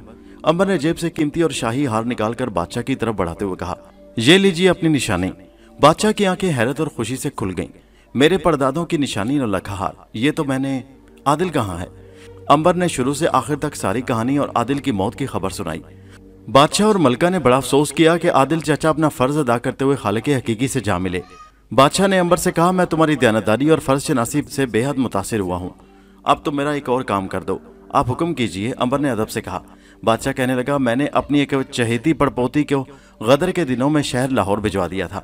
मेरे शाही खानदान की एक निशानी बाकी रह गई है, ये हार तुम उसे जाकर दे दो। मैं तो अब मौत का इंतजार कर रहा हूँ। मेरे बाद ये कीमती हार अंग्रेजों के कब्जे में आ जाएगा, जो मैं नहीं चाहता। क्या तुम मेरा ये काम कर दोगे बेटा? अंबर ने कहा, मैं ये फर्ज हर हालत में अदा करूंगा। मुझे फरमा दीजिए कि मैं आपकी पड़पोती साहिबा को लाहौर शहर में कहाँ तलाश करूं? बादशाह ने कहा, उसका नाम ज़ेबुन्निसा बेगम है। उसकी उम्र 18-19 साल होगी। रंग गोरा है, आंखें नीली मुगल बादशाहों जैसी हैं। वो तुम्हें लाहौर शहर से दूर मकबरा जहांगीर के पीछे गरीब माहीगिरों की बस्ती में मिलेगी। रहमान बाबा मेरा खास नौकर उसकी देखभाल को उसके साथ है। तुम उन्हें तलाश करके ये हार दे देना। मलका जीनत महल ने अपनी एक अंगूठी उतारकर अंबर को देते हुए कहा, ये अंगूठी रहमान बाबा को दिखाओगे तो वो समझ जाएगा कि तुम्हें हमने भेजा है। ये अंगूठी तुम मेरी प्यारी छोटी शहजादी ज़ेबुन्निसा बेगम को दे देना। अंबर ने अंगूठी और नौलखा हार अपनी कमीज की अंदरूनी जेब में रख लिया और बादशाह से कहा, मैं आपकी और क्या खिदमत कर सकता हूँ? बादशाह ने आह भर कर कहा, बस खुदा से दुआ करो कि हमारा अंजाम बखैर हो। सिवाय मौत के अब हमें किसी शय की ख्वाहिश नहीं है। खुदा आपकी हिफाजत करे। इतना कहकर अंबर ने झुककर मलका जीनत महल और बादशाह बहादुर शाह जफर को सलाम किया और कोठरी के दरवाजे से हटकर पीछे आ गया। वो अब वापस जा रहा था। उस पर एक और भारी जिम्मेदारी आन पड़ी थी। उसे नाग का ख्याल भी आया कि वो जरूर रंगून से उसकी तलाश में पहुंच गया होगा। अंबर ने सोचा कि वो रंगून वापस जाकर सबसे पहले अपने दोस्त और भाई नाग को ढूंढेगा और फिर दोनों लाहौर की सिमत रवाना हो जाएंगे। अंबर पहाड़ी बैरक के अकब से होकर नीचे ढलान उतरने लगा। इस दौरान में दोनों अंग्रेज पहरेदारों ने बादशाह और अंबर की सारी बातें सुन ली। एक अंग्रेज पहरेदार ने कहा, इस शख्स को हिला करके हम हार अपने कब्जे में कर लेते हैं। बड़ा कीमती हार है, हम उसे बेचकर आधी आधी दौलत तकसीम कर लेंगे। दूसरा अंग्रेज बोला, इससे अच्छा मौका फिर कभी नहीं मिलेगा। शाही हार हम लंदन जाकर बेच देंगे, करोड़ों पाउंड मिलेंगे, हम रातों रात दौलतमंद बन जाएंगे। मैं लंदन में एक नई बिल्डिंग बनाऊंगा। मैं अपने गांव की सारी जमीन खरीद लूंगा। कमबख्त, इसे तो पकड़ो जिसके पास हमारी सारी दौलत है। दोनों संगीन वाले लंबी पुरानी बंदूकें लिए अंबर के पीछे भागे। अंबर इस अरसे में काफी नीचे जा चुका था, क्योंकि पहाड़ी की ढलान पर इंसान ज्यादा तेजी से जाता है। दोनों अंग्रेज तेजी से अंबर के सुराग में पहाड़ी की उतराई उतर रहे थे। अंबर काफी आगे निकल चुका था। अंबर अपनी धुन में झाड़ियों को हटाता लंबी लंबी घास में से गुजरता जा रहा था। उस पहाड़ी इलाके में किसी जमाने में अंग्रेजों ने अपनी बैरक में रहने वाले फौजियों के लिए एक कुआं खोदा था, जो बाद में खुश्क हो गया था। उसका मुंह छोटा था, चूंकि उसे कभी किसी ने इस्तेमाल अब तक नहीं किया था, इसलिए उस पर आहिस्ता आहिस्ता जंगली बेलें चढ़ गईं और झाड़ियों और घास ने उसे ढांप दिया था। अंबर को उन रास्तों का कुछ पता नहीं था। वो नाग और शहजादी ज़ेबुन्निसा के बारे में सोचता चला जा रहा था कि अचानक उसका पांव कुएं के ऊपर फैली हुई झाड़ियों पर पड़ गया। वो धड़ाम से फिसलकर कुएं के अंदर जा गिरा। एकदम से उठा, ऊपर देखा कि ये किस मुसीबत में फंस गया हूँ। कुएं का मुंह ऊपर से खुल गया था और दिन की रोशनी नजर आ रही थी। अंबर सर पकड़कर बैठ गया। कमबख्त, ये नई मुसीबत आन खड़ी हुई थी। आगे बड़ी मुश्किल से अक्याब के जंगल के गड़े से निकला था। अब इस कुएं से क्यों कर छुटकारा मिलेगा? यहाँ तो आसपास कोई इंसान भी नहीं है। उधर दोनों अंग्रेज ताकुब करते करते जब कुएं के पास आए तो उन्हें कुएं में से किसी इंसान की आवाज सुनाई दी। अंबर ने ऊपर इंसानी कदमों की चाप सुनकर नीचे से मदद के लिए आवाज दी थी। अंग्रेज फौजी चौंक कर खड़े हो गए। उन्होंने कुएं में झांक कर देखा तो उनका शिकार कुएं की तह में खड़ा मदद के लिए पुकार रहा था। दोनों अंग्रेजों ने एक दूसरे को मुस्कुरा कर देखा। शिकार अपने आप फंस गया। मेरा ख्याल है ऊपर से गोलियां बरसाकर इसे कुएं के अंदर ही हलाक कर देते हैं। तो और क्या करना है हमें? इसे हलाक करके हम रस्सी की मदद से नीचे उतरेंगे और नौलखा हार हमारे कब्जे में आ जाएगा। इसके साथ ही दोनों अंग्रेजों ने अपनी बंदूकों का मुंह कुएं के अंदर कर दिया और धड़ाधड़ 2 फायर कर दिए। सिक्के की गोल गोल गोलियां बड़ी तेजी से अंबर के सर और कंधों पर आकर लगीं। ये इस कदर तेज रफ्तार थी कि कोई दूसरा इंसान होता तो उसकी खोपड़ी फाड़कर भेजे में जा घुसती, मगर अंबर के सर और शानों से टकराकर नीचे गिर पड़ी। उधर ऊपर अंग्रेज फौजियों ने अपनी बंदूकों में फिर से सिक्के की गोलियां और बारूद भरा और दोबारा फायर कर दिए। एक बार फिर गोलियां अंबर के सर से टकराकर नीचे गिर पड़ी। अंबर बड़ा परेशान हुआ कि उसने तो मदद के लिए पुकारा था।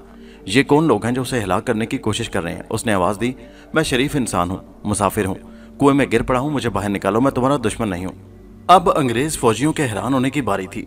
उन्होंने 4 फायर झोंके थे और जो बिल्कुल ठीक निशाने पर जाकर लगे थे। फिर क्या बात है कि ये इंसान अभी तक जिंदा सलामत है। एक और फायर मारो। उन्होंने तीसरी बार एक एक फायर किया, मगर अंबर उसी तरह आवाजें दे रहा था। अचानक अंबर को ख्याल आया कहीं ये बैरक के पहरेदार अंग्रेज ना हो और उन्होंने बादशाह के साथ उसकी गुफ्तगू सुन ली हो और अब शाही हार के लिए उसे कत्ल करने आए हों, क्योंकि जिस किस्म की बंदूकें वो कुएं के ऊपर से चला रहे थे वो सिर्फ अंग्रेज फौजियों के पास ही होती थी।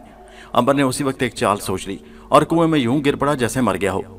जब कुएं में खामोशी हो गई तो अंग्रेज फौजी बड़े खुश हुए। मर गया है कमबख्त, अब मैं नीचे उतरता हूँ। वो भागकर बैरक से रस्सी लाए और कुएं में लटका दी। एक अंग्रेज फौजी ऊपर ही खड़ा रहा।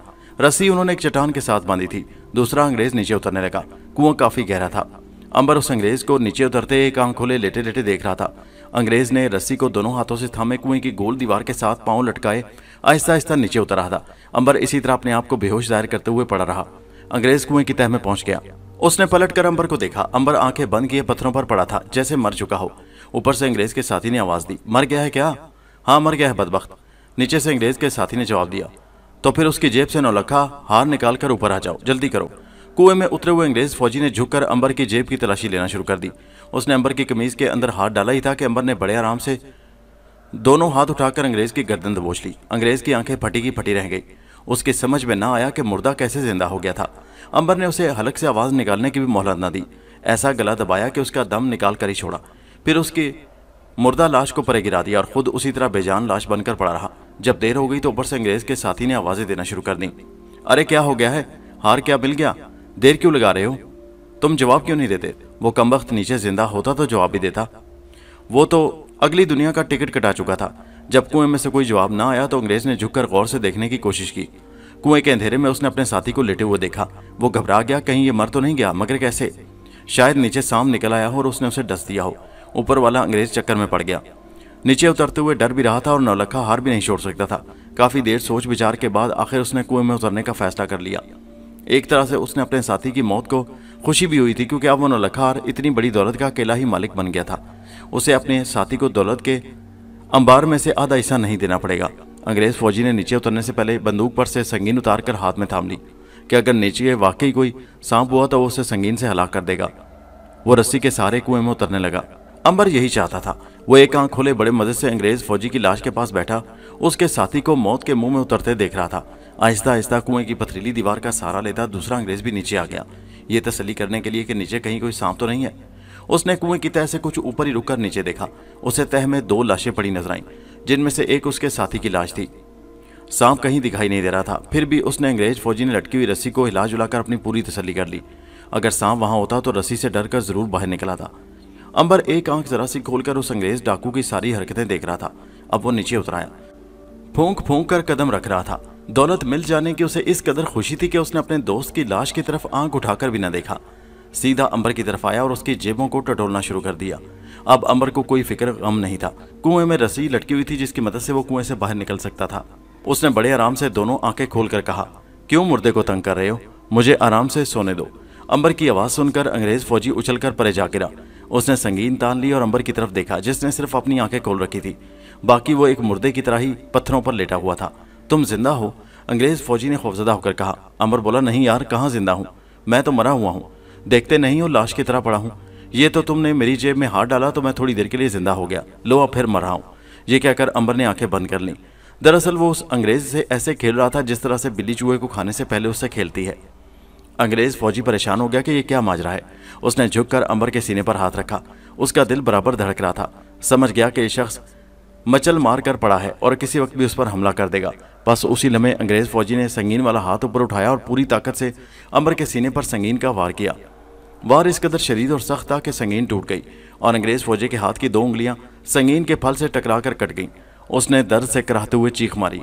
अंबर ने फिर आंखें खोलकर कहा, यार मरे हुए को क्यों मार रहे हो? अब अंग्रेज फौजी घबरा गया कि मामला कुछ गड़बड़ है और ये शख्स इंसान नहीं, कोई जिन भूत की नस्ल से ताल्लुक रखता है। उसने सोचा कि अपनी जान बचानी चाहिए। वो रस्सी को पकड़कर ऊपर चढ़ने ही लगा था कि अंबर उठकर बैठ गया। नहीं यार, मैं तुम्हें इस तरह तो नहीं जाने दूंगा।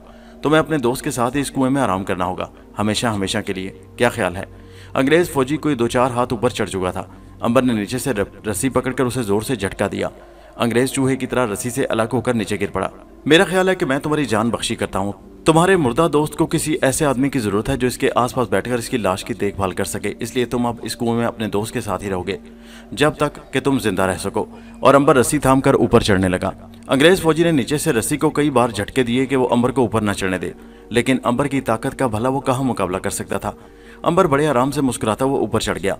कुएं से बाहर आकर उसने देखा कि अंग्रेज फौजी भी रस्सी को पकड़कर ऊपर आने की जद्दोजहद कर रहा था। अंबर ने आवाज दी, नहीं नहीं भाई, तुम अपने दोस्त को छोड़कर नहीं आ सकते, उसे तुम्हारी जरूरत है। और अंबर ने ऊपर से रस्सी को जोरदार झटका दिया। अंग्रेज फौजी रस्सी से अलग होकर धड़म से अपने दोस्त की लाश पर गिर पड़ा। अंबर ने आखिरी बार कुएं में झांक कर देखा कि अंग्रेज फौजी उछल कूद कर शोर मचा रहा था। जिसने अंबर के लिए मौत का जाल बिछाया था वो खुद उस जाल में फंस चुका था। अंबर आगे रवाना हो गया। दिन काफी निकल आया था। अंबर को अब वापस रंगून पहुंचकर नाग को तलाश करना और फिर उसे साथ लेकर लाहौर की तरफ रवाना हो जाना चाहिए था। उसे सलोमी का भी ख्याल आ रहा था, लेकिन वो तो ऐसे गायब हो चुकी थी कि जैसे जमीन पर जिंदा ही न रही थी। अब गायब सलोमी को अंबर कहाँ तलाश कर सकता था? ये तो इत्तेफाक से कहीं मिल जाए तो मिल जाए, लेकिन अंबर ने दिल में तहिया कर रखा था कि नौलखे शाही यार की अमानत ज़ेबुन्निसा को देने के बाद वो नाग से मिलकर सलोमी को जरूर तलाश करेगा। सलोमी के साथ ही अंबर को अपनी बिछड़ी पुरानी बहन मारिया का भी ख्याल आ गया। नाग और मारिया ने अंबर के साथ 5000 साल का मिलकर सफ़र किया था। अंबर उसी 5000 साल के पुराने सफ़र पर वापस जा रहा था। नाग तो उसे मिल गया था, मारिया भी नहीं मिली थी। उसका साथ भी बहुत ज़रूरी था। ये तीनों मिलकर सफ़र करें तो कितना अच्छा हो, अंबर ने सोचा। नाग बादलों में उड़ता जा रहा था। उसके नीचे पुरस्रार बंद बग्गी भी पहाड़ियों के दरमियान वादी की सड़क पर भागी जा रही थी। अब छोटी छोटी पहाड़ियां करीब करीब आ गई थी। सड़क 2 पहाड़ियों के दरमियान फंसकर गुजरने लगी थी। एक जगह झील आ गई। ये छोटी सी झील थी जो तालाब की शक्ल की थी। उसकी आधी सतह कमल के सोसनी फूलों से ढकी हुई थी। बंद बग्गी यहाँ पर रुक गई। पुरस्रार स्याह पोश कोचवान बग्गी के ऊपर से उतरकर नीचे आ गया। उसने बग्गी की खिड़की खोलकर अंदर हाथ डाला, फिर एक शीशे की सुराही बाहर निकालकर झील से पानी भरकर अंदर बग्गी में किसी को दिया। दोबारा अपनी सीट पर बैठा, घोड़ों को झील की तरफ ले गया, उन्हें पानी पिलाया और फिर अपने सफर पर रवाना हो गया। ये सारा मंजर नाग ने एक दरख्त की टहनी पर बैठकर देखा। बग्गी आगे रवाना हुई तो नाग भी उसके साथ साथ उड़ना शुरू कर दिया। अभी तक ये भेद नहीं खुला था कि बग्गी में कौन बैठा है जिसे कोचवान ने पानी दिया था। बग्गी के घोड़े बड़ी तेज रफ्तारी से उड़ते जा रहे थे। ये रास्ता चालदा की तरफ नहीं बल्कि परदम की पहाड़ियों की तरफ जाता था, जिनके बारे में रंगून में आज से 100 साल पहले मशहूर था कि वहाँ जिन भूतों का बसेरा है। उधर कभी कोई नहीं गया था। नाग को उसकी कोई खबर नहीं थी। वो कुछ बोर हो गया। उसने दिल में सोचना शुरू कर दिया कि उसे वापस चलकर अंबर की तलाश में निकलना चाहिए। आखिर वो कहाँ तक उस बग्गी का ताकुब करता जाएगा। अभी वो सोच ही रहा था कि बग्गी एक जगह पहाड़ियों के अंदर एक गार या सुरंग में दाखिल हो गई। नाग पहाड़ियों पर से नीचे उतर आया। सुरंग के अंदर से घोड़ों के टापों की कुछ देर आवाज आती रही, फिर सुरंग खामोश हो गई। नाग सोचने लगा ये कौन सा अनोखा रास्ता है जिधर बग्गी जा रही थी, क्योंकि सड़क उसी तरह आगे चली जा रही थी। बग्गी उस सड़क से हटकर सुरंग में दाखिल हुई थी। नाग ने इंसानी शक्ल में आकर सुरंग में झांक कर देखा। थोड़ी दूर तक दिन की रोशनी थी, उसके बाद अंधेरा छाया हुआ था और कुछ नजर नहीं आ रहा था। अब घोड़ों के टापों की आवाज भी नहीं आ रही थी। नाग ने वापस जाने का फैसला किया और सुरंग से हटकर सड़क पर आ गया। अभी वो सड़क पर चढ़ा नहीं था कि अचानक उसकी नजर घास पर पड़े कागज के एक पुर्जे पर पड़ी। यह 100 साल पहले के जर्द रंग के मोटे कागज का एक टुकड़ा था जो लगता था किसी किताब की जिल्द के अंदर से फाड़ा गया है। उस पर अंग्रेजी में कुछ लिखा था। नाग ने कागज उठा लिया। उस पर किसी ने आंखों में लगाने वाले उस जमाने के रोगनी सुरमे से सिर्फ 3 लफ्ज लिखे थे, HLP। बड़े कटे फटे लफ्ज थे, जैसे कोई उछलती भागती बग्गी में जल्दी में लिखता है। उनके दरमियान ई का लफ्ज भी नहीं था, लेकिन यह जाहिर हो जाता था कि किसी को मदद की जरूरत है। नाग का माथा ठनका। जरूर उस बग्गी में किसी के साथ जुल्म होने वाला है। कोई जबरदस्ती किसी औरत या मर्द को अगवा करके लिए जा रहा है। उसकी मदद करना चाहिए। नाग वापस मुड़ा और सुरंग में दाखिल हो गया। वो उस वक्त इंसानी रूप में था। उसने फौरन एक छोटी नीली चिड़िया की शक्ल इख्तियार की और सुरंग में आगे की तरफ उड़ना शुरू कर दिया। सुरंग में अंधेरा था, हाथ को हाथ सुझाई नहीं देता था। नाग उड़ता चला गया। आगे जाकर सुरंग घूम गई थी। एक जगह उसे घोड़ों के हुनहुनाने की आवाज आई। नाग उस आवाज की तरफ लपका। उसने देखा कि सुरंग में ऊपर छत पर से किसी सुराख में से हल्की हल्की रोशनी नजर आ रही थी। उस रोशनी में बग्गी और घोड़े एक तरफ सुरंग की दीवार से लगकर खड़े थे।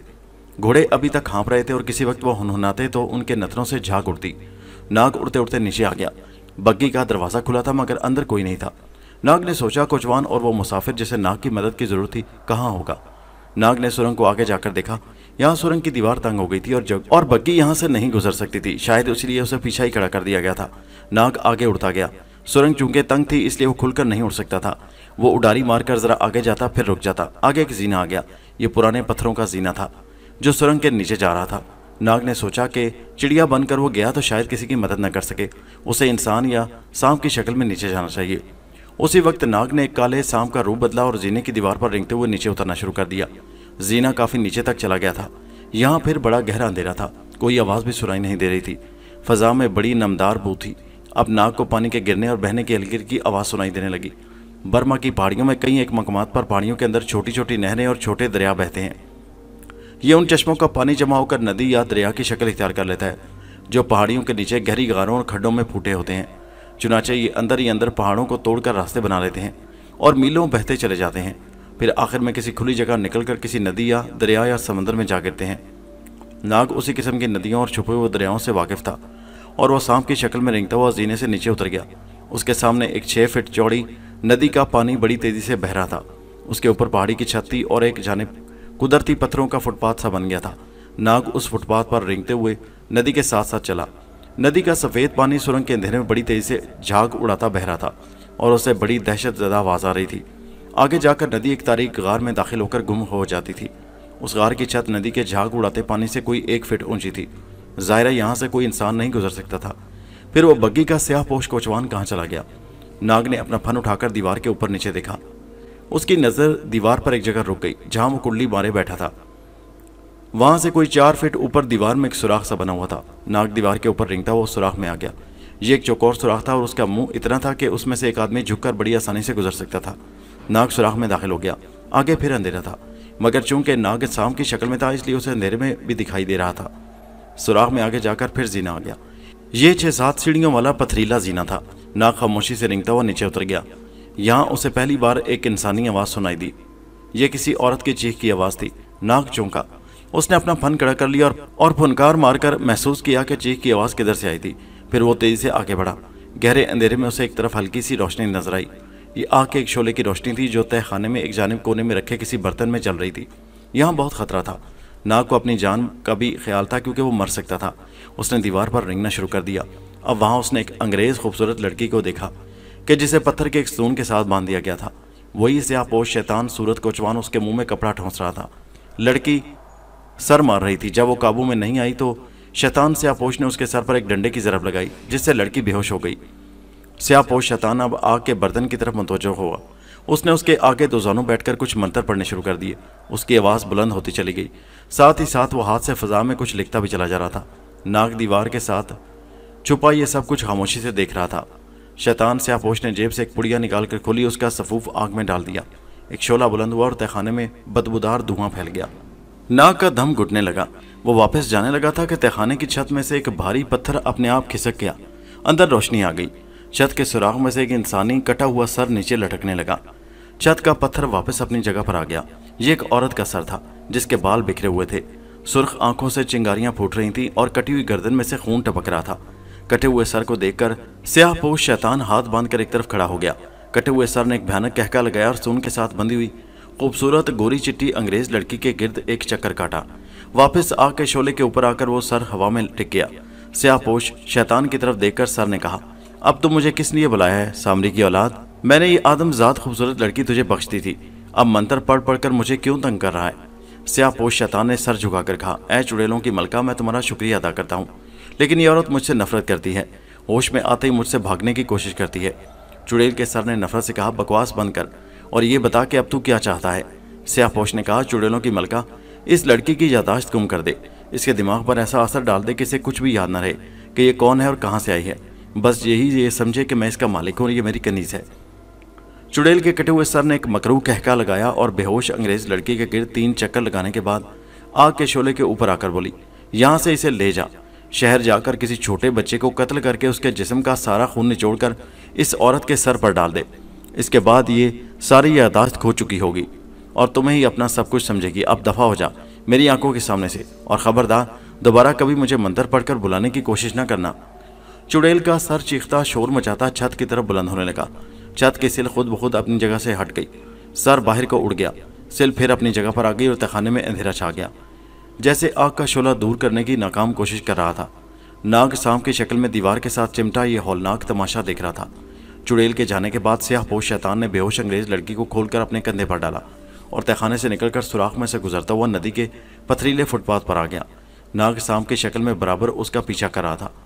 नदी के फुटपाथ पर वो अंधेरे में झुका झुका चल रहा था, क्योंकि यहाँ छत ज्यादा ऊंची नहीं थी। नदी को पीछे छोड़कर स्याहपोश शैतान दूसरे तहखाने में आ गया। लड़की उसके कंधे पर बेहोश पड़ी थी। यहाँ सीढ़ियाँ चढ़कर वो बाहर उस सुरंग में आ गया जहाँ उसकी पुरस्कार बग्गी और घोड़े खड़े थे। नाग उसके पीछे पीछे था। स्याहपोश शैतान ने लड़की को बग्गी में डाला और ऊपर चढ़कर कोचवान की सीट पर बैठा और बागें थामकर जोर से घोड़ों को चाबक मारा। घोड़े हुनहुनाते हुए अपनी दोनों अगली टांगों पर खड़े हो गए और फिर वापस मुड़कर सरपट दौड़ते हुए सुरंग से बाहर निकल गए। नाग कबूतर बनकर उसके ऊपर उड़ने लगा। वो ये मालूम करना चाहता था कि ये स्याहपोश शैतान कहाँ जाता है और उसके साथ कौन कौन लोग हैं। बग्गी एक बार फिर पहाड़ियों में दौड़ने लगी। नाग बराबर उसका ताकुब करता चला गया। जंगल पहाड़ अबूर करने के बाद बग्गी एक पथरीली सड़क पर आ गई। ये सड़क बर्मा के सबसे बड़े शहर रंगून को जाती थी। उड़ते उड़ते अचानक नाग को अपने दोस्त अंबर की बू महसूस हुई। उसने उड़ते उड़ते सड़क पर पीछे की तरफ देखा। दूर उसे नारियल के दरख्तों में एक नौजवान आता दिखाई दिया, जिसकी चाल ढाल अंबर से मिलती जुलती थी। उधर अंबर ने भी चलते चलते फजा में नाग की बू को सूंघ लिया था। वो बड़ा खुश हुआ कि उसका जिगरी दोस्त नाग कहीं आसपास ही है। वो इर्द गिर्द देखने लगा, मगर नाग उसे किसी शक्ल में भी नजर न आया। इतने में एक कबूतर उड़ता उड़ता आया और अंबर के सर पर आकर बैठ गया। अंबर ने खुशी से नारा लगाया। नाग कबूतर उड़कर अंबर के सामने आ गया, फिर फौरन इंसान की शक्ल में सामने जाहिर हो गया। वो नाग ही था। दोनों दोस्त एक दूसरे से बगलगीर हो गए। अंबर ने कहा, खुदा का शुक्र है कि एक बार फिर तुम्हारी शक्ल देखी। नाग ने कहा, यह तुम आदमखोर जजीरे से कहाँ गुम हो गए थे? अंबर ने कहा, प्यारे दोस्त, ये बड़ी लंबी कहानी है, रंगून चलकर सुनाऊंगा। पहले ये बताओ कि तुम रंगून कैसे पहुंचे और उधर तुम मेरी तलाश में उड़ते फिर रहे थे। नाग ने कहा, मेरी कहानी बड़ी दिलचस्प है, लेकिन इस वक्त मैं एक लड़की की जान बचाने की फिक्र में हूँ। कौन है वो लड़की? अंबर ने पूछा। गोरी मेम है, अंग्रेज है कोई। क्या उसके बाल सुनहरी हैं? हाँ, नाग ने कहा, मगर क्या तुम उसे जानते हो? अंबर ने कहा, अरे वो जरूर सलोमी है, ये मुझे आदमखोर जजीरे में मिल चुकी थी, फिर एक चुड़ैल ने इसे गायब कर दिया। नाग ने कहा, उसी चुड़ैल ने उसे एक शैतान के हवाले कर दिया, जो उसे लेकर शहर रंगून की तरफ बग्गी में लिए जा रहा है। वो एक बेगुनाह बच्चे का खून करने वाला है, जो मैं नहीं होने दूंगा। तुम ऐसा करो, मुझे रंगून की बंदरगाह वाली सराय में मिलना। नाग ने जाते जाते कहा, क्या तुमने शाही हार जिलावतन बादशाह को दे दिया है? अंबर ने जवाब दिया, हाँ, मगर बादशाह वो हार अपनी पड़पोती ज़ेबुन्निसा बेगम के हवाले करना चाहता है, जो लाहौर में मकबरा जहांगीर के करीब रहमान बाबा के पास अंग्रेज़ों से छुप कर जिंदगी बसर कर रही है। हार मेरे पास है, हम दोनों अब लाहौर की तरफ रवाना होंगे। नाग ने कहा, बहुत खूब, ऐसा ही करेंगे। मैं तुम्हें रंगून की बंदरगाह वाली सराय में मिलूंगा, उस शैतान के पीछे जाता हूँ। हाँ हाँ नाग, सलोमी की ज़रूर जान बचाओ और उसे मेरा बताना और उस साथ सराय में ले आना। बहुत अच्छा, खुदा हाफिज। खुदा हाफिज। इतना कहकर नाग एक बार फिर कबूतर बनकर उड़ारी मारकर उड़ गया। अंबर उसे दूर बादलों में जाते देखता रहा, फिर वो उसकी नज़रों से ओझल हो गया। अंबर ने सोचा कि अब जब कि नाग उसे मिल गया तो फिर किसी बैलगाड़ी में बैठकर आराम से बाकी सफ़र तय करना चाहिए। वो सड़क के किनारे खड़ा हो गया कि शायद उधर से कोई बैलगाड़ी गुजरे। कुछ देर इंतजार करने के बाद पीछे से एक घुड़सवारों का दस्ता आया, जो एक पालकी को अपनी हिफाजत में लिए जा रहा था। अंबर सड़क से एक तरफ हट गया। पालकी में रंगून शहर का सबसे बड़ा बर्मी जौहरी फामू सवार था। उसकी शानदार पालकी को 4 घोड़े चला रहे थे। अचानक अंबर के करीब से गुजरते हुए पालकी रुक गई। पालकी का रेशमी पर्दा एक तरफ हटा। जौहरी फामू ने सर बाहर निकालकर अंबर को देखा और टूटी फूटी उर्दू में कहा, तुम लोग को किधर जाना? अंबर ने बड़ी साफ सुथरी बर्मी जुबान में कहा, मैं रंगून जाना चाहता हूँ। बर्मी जौहरी बड़ा खुश हुआ कि यह तो बर्मी निकला। उसने कहा, तुम शक्ल से अच्छे खानदान के नौजवान लगते हो, इसलिए मैंने पालकी रुकवा ली थी कि इस वीराने में तुम्हें कोई सवारी नहीं मिलेगी, मगर तुम शक्लो सूरत से बर्मा के रहने वाले मालूम नहीं होते, फिर तुम हमारी जुबान कैसे बोल लेते हो? अंबर ने कहा, जनाब, मैं छोटा सा था कि बाप के साथ इस मुल्क में आ गया था, फिर यहीं रहने लगा और इसी मुल्क में जवान हुआ। अंदर आ जाओ। जौहरी फामू ने अंबर को पालकी में अपने सामने बिठा लिया। पालकी आगे रवाना हो गई। जौहरी फामू 60-65 बरस की उम्र का बड़ा होशियार और चालाक जौहरी था। इंसान और पत्थरों को एक नज़र में ही पहचान लेता था कि उसमें कितनी खोट है और कितनी हकीकत है। अंबर की शक्ल देखकर ही उसने अंदाज़ा लगा लिया था कि इस नौजवान के पास कोई ऐसी कीमती शय मौजूद है जिसे साथ लेकर वो पैदल सफ़र करना नहीं चाहता। अब वो ये बता करना चाहता था कि वो शय क्या है। जौहरी ने अंबर से इधर उधर की बातें शुरू कर दी कि वो उधर कहाँ से आ रहा है और रंगून में क्या काम करता है। वो बड़े मीठे और चकने चुपड़े अंदाज में अंबर से बातें कर रहा था। फिर अपनी आंखों में आंसू भरकर बोला, बेटा, अब मैं तुम्हें असल बात बताता हूँ कि मैंने तुम्हें देखकर पालकी क्यों रुकवाई थी। तुम्हारी शक्ल मेरे बेटे से मिलती है, तुम्हें देखकर मुझे बेख्तियार अपना बेटा याद आ गया। अंबर ने पूछा, आपका बेटा रंगून में है क्या? फिर अंबर को ख्याल आया कि उसे ये सवाल नहीं पूछना चाहिए था, क्योंकि जौहरी की आंखों में आंसू थे। जाहिर है उसका बेटा मर चुका होगा। फामू जौहरी ने बनावटी ठंडी आह भर कर कहा, मेरा बेटा मुझे छोड़कर अगले जहान जा चुका है। अंबर ने कहा, मुझे बड़ा अफसोस हुआ। जौहरी बोला, मुझे तुम्हारी शक्ल में अपना बेटा मिल गया, क्या तुम मेरे पास रहोगे? अंबर ने कहा, अंकल ये तो मैं नहीं कह सकता, क्योंकि मैं तो कारोबार के सिलसिले में दूसरे मुल्कों में अक्सर जाता रहता हूँ। क्या कारोबार है तुम्हारा? अंबर ने यूं ही कह दिया, जड़ी बूटियाँ जंगल से चुनकर उनकी तिजारत करता हूँ। जौहरी ने कहा, अच्छा वादा करो कि तुम जब भी किसी मुल्क की तरफ जाओगे या उस मुल्क से वापस आओगे तो मेरे घर ज़रूर आया करोगे। वादा करता हूँ। जौहरी फामू ने मक्कारी से कहा, अब तुम जंगल से जड़ी बूटियाँ तलाश करके आ रहे हो क्या? अंबर ने जवाब दिया, हाँ अंकल, लेकिन अभी उन्हें इकट्ठा करने का सीज़न नहीं आया। तो फिर आप मेरे गरीब खाने पर चल कर रहना। अंबर ने सोचा कि इस शख्स से पीछा छुड़ाने का यही एक तरीका है कि इसकी हाँ में हाँ मिलाई जाए और रंगून पहुंचकर इससे अलग हो जाओ। अंबर ने कहा, बहुत बेहतर जनाब। जौहरी बड़ा खुश हुआ। पालकी रंगून की तरफ जा रही थी। दूसरी तरफ नाग कबूतर की शक्ल में स्याहपोश की तेज़ रफ्तार बग्गी के ऊपर बराबर उड़ा चला जा रहा था। शहर रंगून अभी 3 मील के फासले पर था कि बग्गी दरियाए एरावती के किनारे एक तरफ जंगल में मुड़ गई। यहाँ जंगल में दरख्तों के नीचे अंधेरा छाया हुआ था और दरिया के दलदली किनारे पर जगह जगह खूनी मगरमच्छ कीचड़ में लेटे हुए थे। दरख्तों की गुंजान और झुकी झुकी शाखों में जर्द और सब्ज रंग के बड़े बड़े सांप लटक रहे थे और अपनी सुर्ख जुबानें निकालकर फुनकारे मार रहे थे। बग्गी के घोड़ों को आगे गुजरने में बड़ी दिक्कत हो रही थी, क्योंकि दरख्तों की शाखें कच्चे रास्ते पर झुकी हुई थी। घोड़े एक जगह रुक गए। स्याहपोश ने उन्हें दूर से चाबक मारने शुरू कर दिए। घोड़े अगले पांव उठाकर जोर से हुनहुनाए। ऐसा करते हुए दरख्त के ऊपर लटके हुए सांपों ने उनकी गर्दनों पर डस दिया। घोड़ों ने एक भयानक चीख मारी और लड़खड़ा कर गिर गए। स्याहपोश ने सांपों को डसते देख लिया था। वो ऊपर वाली सीट से छलांग लगाकर नीचे उतरा, बग्गी का दरवाज़ा खोलकर बेहोश लड़के को कंधे पर डाला और जंगल के अंदर जाने वाले रास्ते पर चल पड़ा। नाग कबूतर की शक्ल में उसके ऊपर मंडला रहा था। ये सारा तमाशा उसने अपनी आंखों से देख लिया था। दोनों घोड़ों की लाशें दरिया किनारे दलदल पर पड़ी थी और बग्गी आगे को झुक गई थी। नाग बग्गी के ऊपर आकर बैठ गया। वो कबूतर की शक्ल में जंगल में नहीं जा सकता था। उसने फौरन एक उड़ने वाले 2 फीट लंबे नस्वारी रंग के सांप का रूप धार लिया। नाग सांप बनकर बग्गी पर से छलांग लगाकर नीचे उतरा और उसने स्याहपोश के पीछे पीछे रेंगना शुरू कर दिया। जहाँ कहीं कोई दलदल पाकर पानी से भरा हुआ खड्ड आ जाता तो वो उड़कर उसे अबूर कर जाता। इसी तरह नाग ने स्याहपोश का ताकुब जारी रखा। जंगल के बीच में बहुत आगे जाकर एक छोटा सा बुद्ध मंदिर आ गया, जिसके दरवाजे पर जंगली बेलें चढ़ी हुई थीं। स्याहपोश उस लड़की को लेकर उसके अंदर घुस गया। थोड़ी देर बाद नाग भी सांप की शक्ल में अंदर पहुंच चुका था। उसने देखा कि स्याहपोश ने उस बेहोश लड़की को जमीन पर डालकर उसके हाथ पांव बांधे, मुंह में कपड़ा ठोंसा और दोनों हाथ छत की तरफ उठाकर बोला, ऐ मेरे गुरु सामरी, मेरी मदद कर। अब मैं किसी बच्चे को गांव से उठाकर लाता हूं कि उसकी गर्दन काट कर उसका खून इस लड़के के ऊपर डालूं, ताकि ये अपनी याददाश्त भूल जाए और हमेशा मेरी बनकर रहे। इतना कहकर वो मंदिर के दरवाजे से बाहर आ गया। नाग दरवाजे की दहलीज के बिल्कुल सामने अपना फन उठाए उसका इंतजार कर रहा था।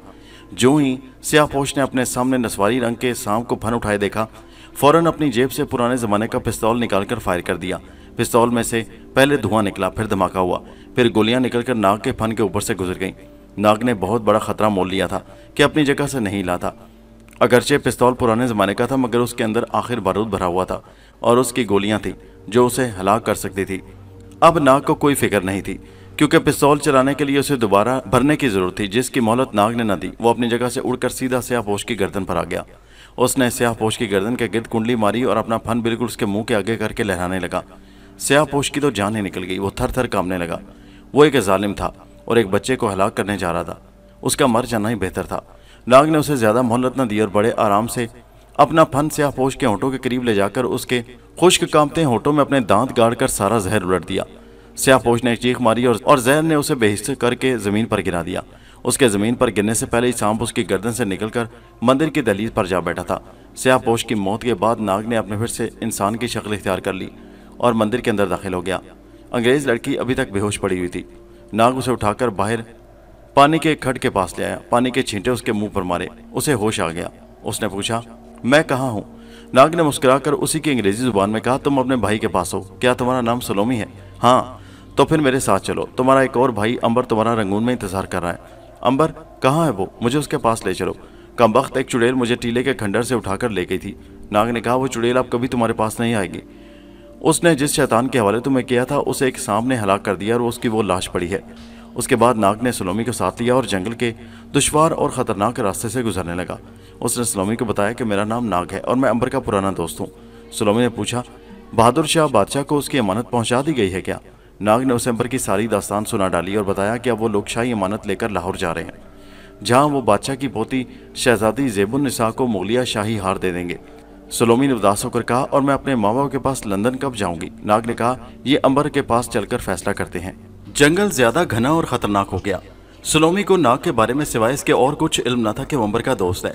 उसे नहीं मालूम था कि वो असल में एक सांप है जो जमीन पर 500 बरस जिंदा रहने के बाद अपनी शक्ल जिसमें चाहे बदल सकता है, जिस शक्ल में चाहे नमूदार हो सकता है। वो जंगल में नाग के साथ बेहद डरी डरी चल रही थी। दरिया के किनारे किनारे चलकर जंगल के उस कच्चे रास्ते पर आ गए जो आगे जाकर रंगून जाने वाली सड़क पर जा निकलता था। नाग सोचने लगा, अगर ये अंग्रेज लड़की उसे कबूतर बनकर उड़ता हुआ देख ले तो शायद गश खाकर गिर पड़े। रंगून जाने वाली सड़क पर आते ही उन्हें एक घोड़ा गाड़ी मिल गई जिसने शाम होने से पहले पहले उन्हें रंगून पहुंचा दिया। उधर मकार जौहरी अंबर को साथ लेकर अपने शानदार बंगले पर गया। अंबर सराय में पहुंचकर नाग का इंतजार करना चाहता था, मगर जौहरी ने कुछ ऐसी चिकनी चपड़ी बातें की कि अंबर उसके बंगले पर आ गया। उसने फौरन नौकरों को हुक्म दिया कि शाम की चाय लगा दी जाए। जौहरी फामू का बंगला बड़ा खूबसूरत था। दरिया एरावती उसके पीछे से गुजरता था। वो 2 मंजिला पुख्ता बंगला था जिसके कमरे बड़े खुले और सजे हुए थे। शाम की चाय पीने के बाद अंबर ने जाने की इजाजत मांगी तो जौहरी फामू ने कहा, मैं तुम्हें अपना खास बुद्ध मंदिर दिखाना चाहता हूँ जो मैंने अपने बंगले में ही बनवा रखा है। उसमें तुम्हें दुनिया के बेहतरीन बुत मिलेंगे। आओ मेरे साथ, मंदिर देखकर चले जाना। अंबर ने सोचा, चलो रात होने तक वापस सराय में पहुंच जाऊंगा, शायद नाग भी रात होने से पहले सराय में नहीं आएगा। बर्मी जौहरी ने इस दौरान में अपने खास नजूमी को खुफिया कमरे में बुलाकर अंबर के बारे में पूछा तो उसने अंबर का जायशा देखकर कहा, इस नौजवान के पास एक ऐसा हीरे का हार है जिसकी कीमत इस वक्त 10 करोड़ पौंड है। ये सुनकर जौहरी फामू खुशी से उछल पड़ा। बस बस, इसके आगे मुझे कुछ ना बताओ। नजूमी ने कहा, एक और बात भी जायशा बता रहा है और वो ये है कि इस लड़के के पास कोई ऐसी खुफिया ताकत है कि जिसकी मदद से ये हमेशा जिंदा रहेगा। हाँ, किसी कुएं में लुढ़क जाने से ये बेबस हो सकता है। ठीक है, सब समझ गया, अब तुम जाओ। नजूमी को रुखसत करके जौहरी फामू ने अंबर को साथ लिया और अपने बंगले के अकब में आ गया। यहाँ एक पुराना मंदिर जिसका दरवाजा कोई 500 बरस पुराना था। जौहरी फामू ने दिल में एक साजिश तैयार कर रखी थी। वो अंबर को लेकर मंदिर के अंदर दाखिल हो गया। अंबर ने देखा कि दीवार के ताकों में महात्मा बुद्ध की बड़ी खूबसूरत संगमरमर और कांसे की मूर्तियां पड़ी थीं। मंदिर में अंधेरा था, मगर छत के साथ लटके हुए मोमी शमादान हल्की हल्की रोशनी बिखेर रहे थे। यहाँ का माहौल बड़ा पुरस्कार था। मंदिर के नीचे सीढ़ियां जाती थी। जौहरी अपनी भारी भरकम तोंद को संभाले आगे आगे जा रहा था। आओ मेरे बेटे, तुम्हें अपने मंदिर का सबसे पुराना सोने का बुत दिखाता हूँ। यह बुत मेरे परदादा ने रंगून के एक कदीमी बादशाह के बेटे से खरीदा था। तुमने ऐसा बुत सारी जिंदगी नहीं देखा होगा। अंबर यूं ही वक्त गुजारने की गर्ज से साथ साथ चला जा रहा था। सीढ़ियां एक ऐसे अंधेरे कमरे में जाकर खत्म हो गई जहाँ एक छोटा सा पानी का तालाब बना हुआ था। उसके इर्द गिर्द पत्थर का चबूतरा था। अंबर ने कहा, मोमबत्ती नहीं है यहाँ? जौहरी फामू ने एक मोमी शमा दान रोशन करते हुए कहा, बस वो सामने ताक में है सोने का बुत, आ जाओ, इस तरफ से आ जाओ। जौहरी फामू खुद तो एक तरफ मोमी शमा दान लेकर खड़ा रहा और अंबर को उसने दूसरी तरफ से आने का इशारा कर दिया। अंबर के दिल में एक पल के लिए भी ये ख्याल ना आया कि कहीं उसके साथ कोई खौफनाक धोखा तो नहीं हो रहा। वो बेधड़क तालाब के किनारे चबूतरे की तरफ बढ़ा। उसने तीसरा कदम उठाकर रखा ही था कि उसका पैर नीचे चला गया और वो धड़म से एक अंधे कुएं में गिर पड़ा। उसे मकार जौहरी के कहकहे की आवाज सुनाई थी। अंबर ने कहा, तुमने मेरे साथ धोखा किया अंकल। आखिर क्यों? मैंने तो तुम्हें कोई नुकसान नहीं पहुंचाया। मकार जौहरी ने ऊपर से आवाज दी, अगर तुम अपनी जान बचाना चाहते हो तो मैं एक धागा नीचे लटकाता हूँ। उस धागे के सिरे के साथ वो कीमती हार बांध डालो जो तुम्हारे पास है, फिर मैं तुम्हें यहाँ से निकाल लूंगा। अंबर ने कहा, यह हार किसी की अमानत है, मैं तुम्हें कैसे दे सकता हूँ?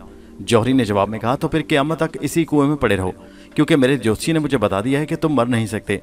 अंबर बड़ा हैरान हुआ कि कमबख्त इसका इतना काबिल ज्योतिषी कहाँ से आ गया कि उसने ठीक ठीक हिसाब लगाकर बता दिया।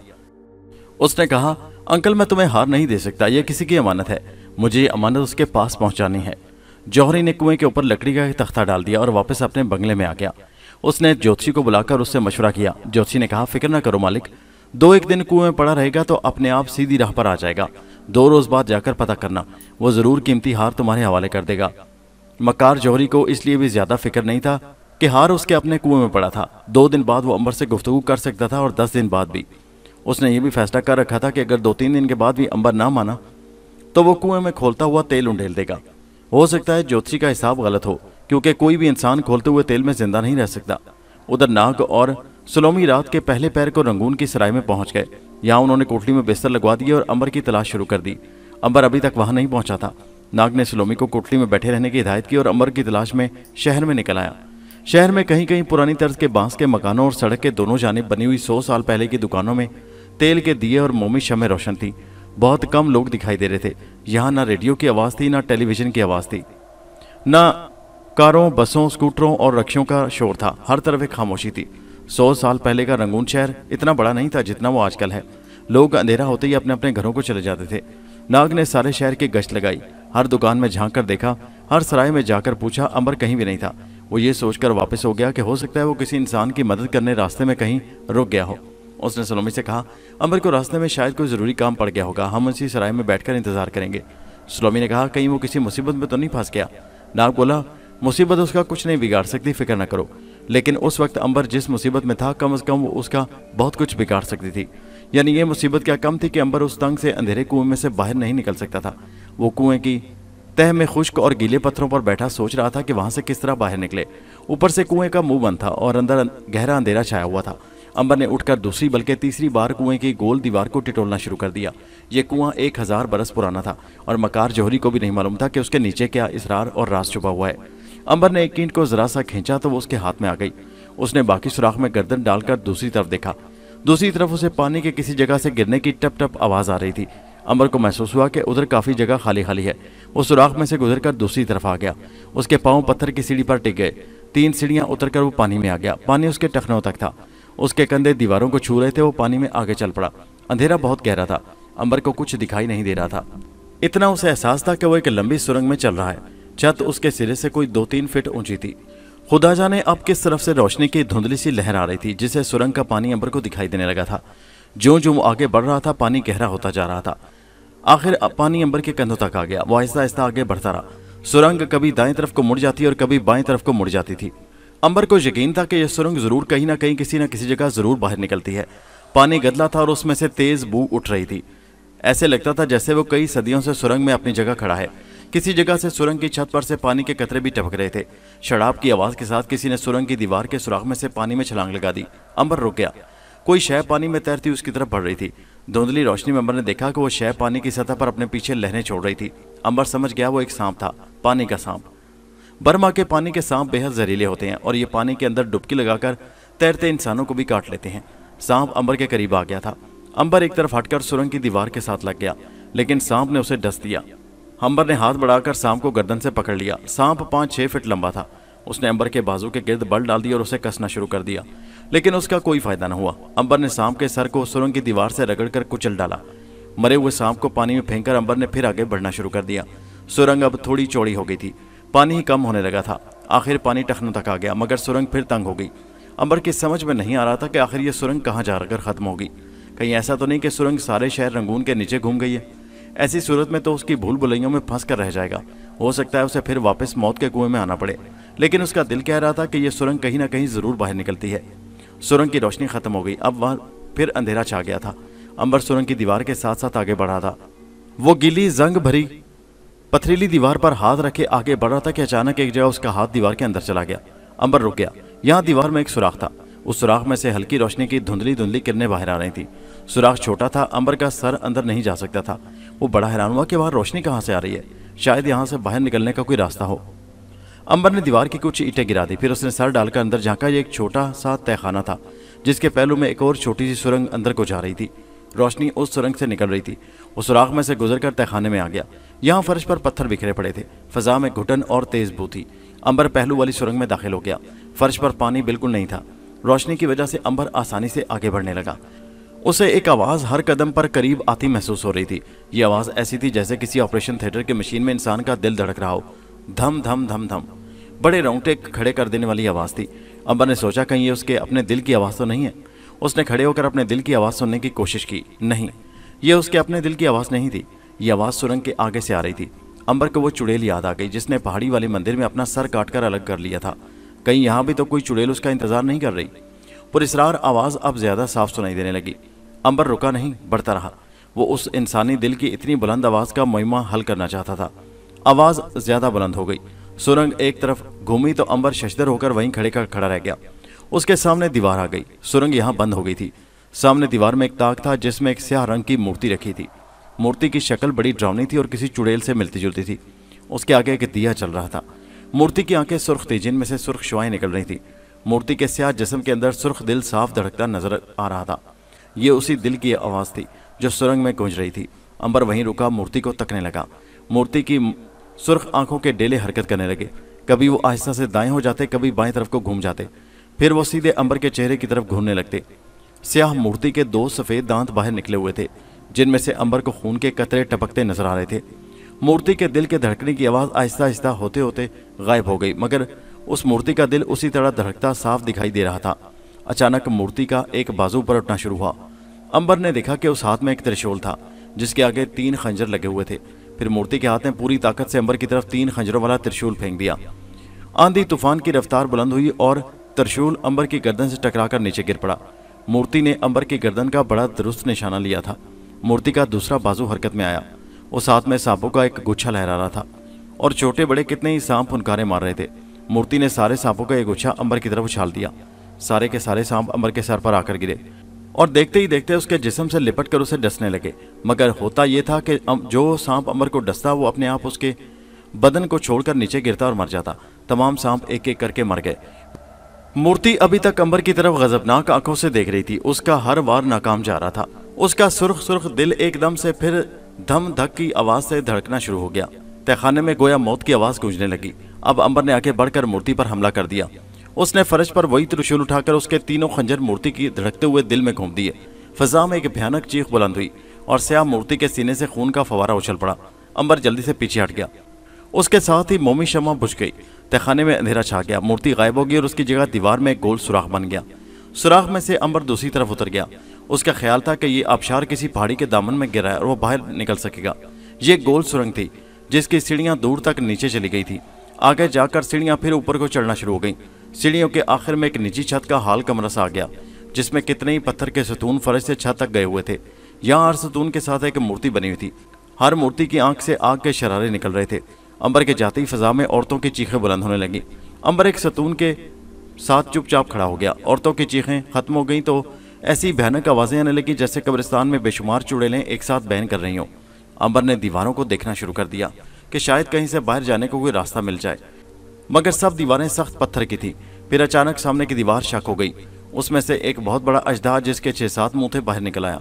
उसका सबसे बड़ा मुंह दरमियान में था और एक गार की तरह खुला था। उसकी सुर्ख जुबान उस गार में से बार बार बाहर निकल रही थी। अंबर कुछ परेशान सा हो गया। फिर उसने बहादुरी से उस बला का मुकाबला करने का फैसला किया और आगे बढ़ा। अजदा एक रजदार फुनकार के साथ उसकी तरफ बढ़ता चला आ रहा था। ये इतना बड़ा अजदा था कि उसने आधा कमरा छुपा लिया था। उसका सबसे बड़ा सर छत को छू रहा था। अंबर ने एक पत्थर उठाकर जोर से अजदा के सर पर मारा। उसका अजदा पर कोई असर न हुआ। अजदा गुस्से में आकर फुनकारा। उसने इतने जोर से सांस अंदर की तरफ खींचा कि फर्श पर गिरे हुए पड़े पत्थर उड़ उड़कर अजदा के मुंह में जाने लगे। अंबर ने एक सतून को पकड़ लिया। तेज आंधी उसे अजदा की तरफ खींच रही थी। उसने पूरी ताकत से सतून को जकड़ लिया, लेकिन अजदा ने दूसरी बार जब सांस अंदर को खींचा तो सतून अपनी जगह से टूटकर गिर पड़ा और अंबर का हाथ छूट गया। वो कागज के पुर्जे की तरह उड़ता हुआ अजदा के मुंह के अंदर चला गया। उसके अंदर आते ही अजदा ने एक गरजदार आवाज निकाली और अपना मुंह बंद कर लिया। वो वापस मुड़ा और गार में चला गया। दीवार फिर अपनी जगह पर आ गई।